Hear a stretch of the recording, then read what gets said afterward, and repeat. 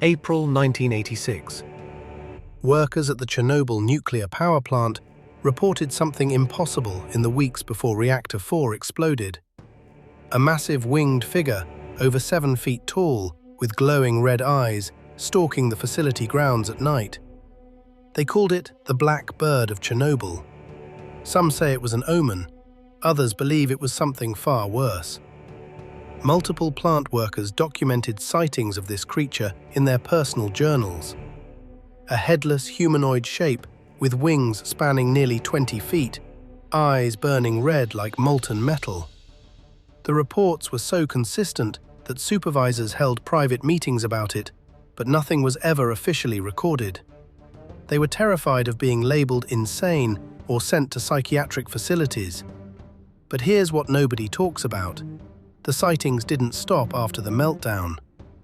During the frantic evacuation of Pripyat, dozens of residents reported seeing the same winged humanoid circling above the burning reactor.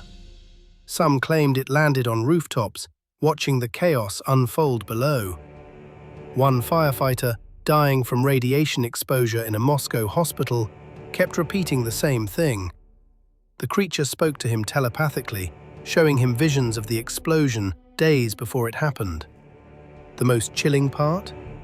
This exact same entity appeared in Point Pleasant, West Virginia, before their bridge collapse in 1967. Same description, same glowing eyes, same disaster followed.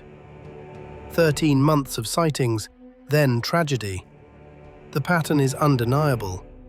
Today, illegal explorers who sneak into the Chernobyl exclusion zone still report massive winged shadows moving through abandoned buildings at night. Their cameras glitch, their phones die instantly. Some hear a low-frequency hum that makes their bones vibrate. Is the Mothman still there? And if disasters follow its appearance, what is it warning us about next?